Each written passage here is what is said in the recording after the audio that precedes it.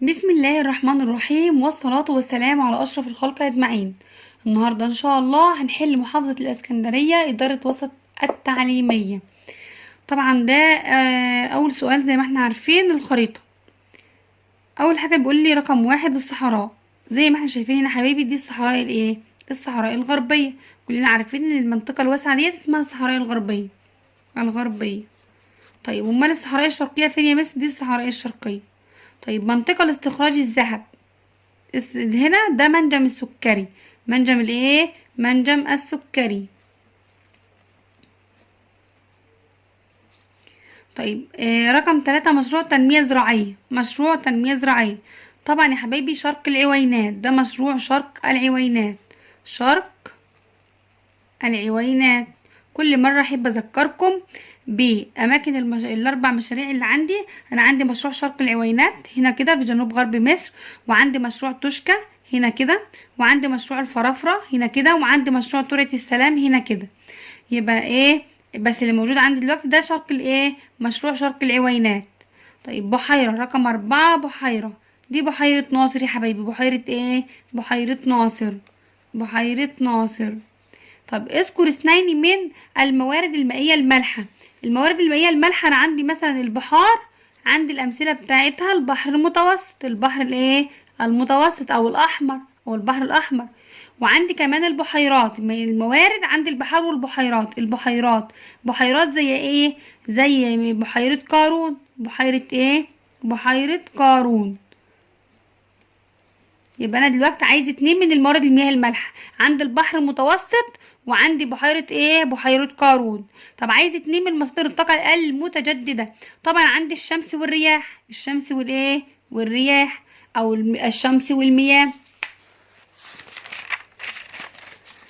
بيقول لي بعد كده اكتب كلمة صواب او خطأ. كلمة صواب او ايه؟ او خطأ. بتقول لي تعتمد الزراعة في الساحل الشمالي لمصر على الامطار الشتوية. طبعا صح يا حبايبي، صواب. طب يعتمد مصنع حلوان للحديد والصلب على حديد الواحات البحرية. طبعا برضو صح. انا بستخرج الحديد من الواحات البحرية بالصحراء الغربية، ومصنع حلوان بيعتمد على الحديد اللي احنا بنستخرجه من ايه؟ من الواحات البحرية بالصحراء الغربية. رقم 3 يتركز انتاج البترول في خليج العقبة والمنطقة المحيطة به. طبعا بص حبايبي ركزوا، يتركز انتاج البترول في خليج السويس مش العقبة، خليج الايه؟ السويس. فالعبارة دي خطأ. العبارة ايه؟ خطأ. تهدف التنمية الزراعية إلى زيادة إنتاجية الفدان. طبعا صح. من أهداف التنمية الزراعية زيادة مساحة الأراضي الزراعية، وبرضو زيادة إنتاجية الفدان وتحسين مستوى معيشة الفلاح. يقتصر وجود المراعي الطبيعية في مصر على جنوب سيناء. طبعا يا حبايبي الإجابة دي هتكون خطأ. الإجابة هتكون إيه؟ خطأ. لأن يقتصر وجود المراعي الطبيعية في مصر على شمال سيناء والواحات والساحل الشمالي. والساحل الايه؟ والساحل الشمالي. انا قايله وانا بشرح اللي دي الجزئيه دي مهمه جدا. يقتصر وجود المراعي الطبيعيه في مصر على شمال سيناء والواحات والساحل الايه؟ الشمال والساحل الشمالي. بيقول لي بما تفسر لا يتوفر في مصر غابات طبيعيه. طبعا يا حبيبي بسبب ندره الامطار. مفيش في مصر غابات طبيعيه بسبب ندره الايه؟ الامطار. السؤال اللي بعد كده بيقول لي بما تفسر تلوث المياه العذبة والمالحة. طبعا السؤال ده عشان اجابته طويلة عشان الوقت بتاع الفيديو انا مجهزاه كاتباه. طبعا تلوث المياه العذبة والمالحة ده بسبب القاء مخلفات الصرف الصحي والصناعي في مياه النهر والبحر او البحر دون معالجة. اول نقطة. طب انا هذكرهم الثلاثة، اذكر واحدة او اتنين، مش شرط الايه ان انا اذكرهم كلهم. يبقى اول حاجه خالص القاء مخلفات الصرف الصحي والصناعي. القاء مخلفات الصرف الصحي والصناعي في مياه النهر او البحر دون معالجه. وتصريف مياه الصرف الزراعي في مياه النهر. تصريف مياه الصرف الزراعي في مياه النهر. وطبعا القاء مخلفات السفن في النهر او البحر. وتسريب زيوت البترول من ناقلات البترول. يبقى في صريح تاني كده القاء مخلفات الصرف الصحي والزراعي والصناعي، والقاء مخلفات السفن، وتسريب زيوت البترول من ناقلات البترول.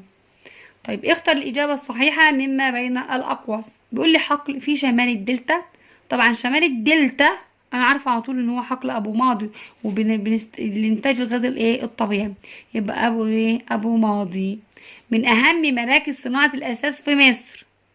بصوا كده ركزوا معايا، كاتب لي هنا الأقصر وأسوان والمنيا ودمياط. طبعا دمياط. طبعا إيه دمياط. تعد مصدر أساسي للغذاء البروتيني الأسماك. الإيه الأسماك. طيب يعد النقل أرخص وسائل النقل في مصر. أرخص وسائل النقل في مصر بيقول الفضائي ولا البري ولا المائي. طبعا أنا عارفة إن هو الإيه المائي. ما النتائج المترتبة على بناء مصر السد العالي؟ طبعا يا حبايبي السد العالي حمى مصر من أخطار الفيضان والجفاف. وإيه كمان يا مس؟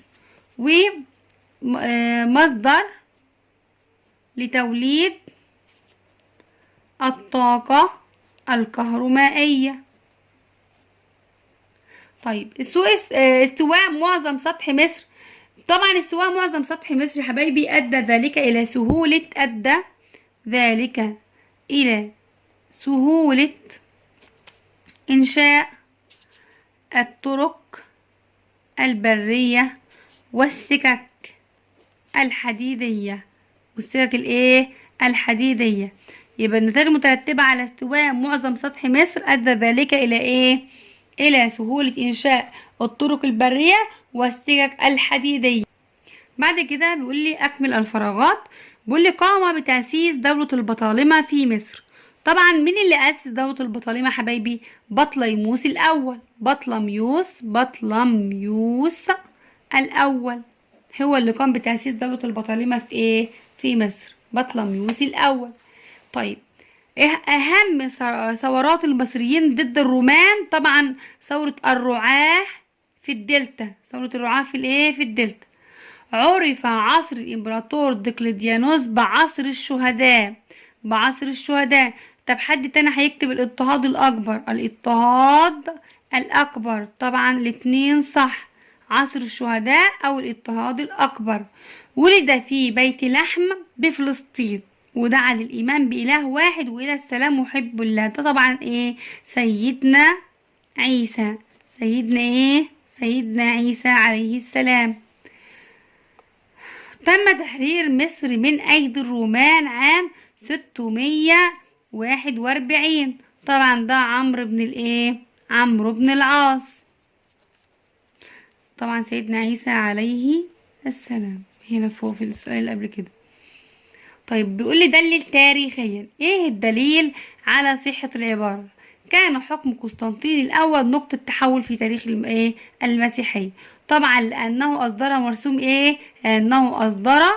مرسوم ميلان عام 313 ميلاديا الذي ينص على أول حاجة إلغاء العقوبات المفروضة على من يعتنق المسيحية.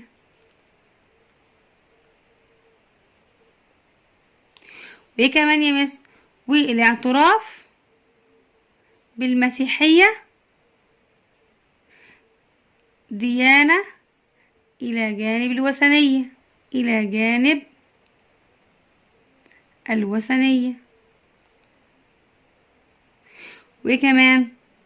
وكمان إعادة أملاك الكنيسة المصادرة. يبقى كمان مرة السؤال ده دلل تاريخيا. ايه الدليل على صحة العبارة؟ ايه الدليل ان كان حكم قسطنطين الاول نقطة تحول في تاريخ المسيحية؟ الدليل ان هو اصدر مرسوم ميلان عام 313 قبل 313 ميلادية. وكان المرسوم ده بينص على إلغاء العقوبات المفروضة على من يعتنق المسيحية والاعتراف بالمسيحية إلى جانب الوثنية وإعادة أملاك الكنيسة المصادرة. كده يا حبايبي نكونوا خلصنا حل محافظة الإسكندرية. ان شاء الله الحصه الجايه او الفيديو اللي جاي هنحل محافظه القليوبيه اداره الطوق التعليميه. اتمنى يكون الفيديو عجبكم، ما تنسوش الاشتراك في القناه وتفعيل زر الجرس على الكل عشان يوصلكم مني كل جديد. والسلام عليكم ورحمه الله وبركاته.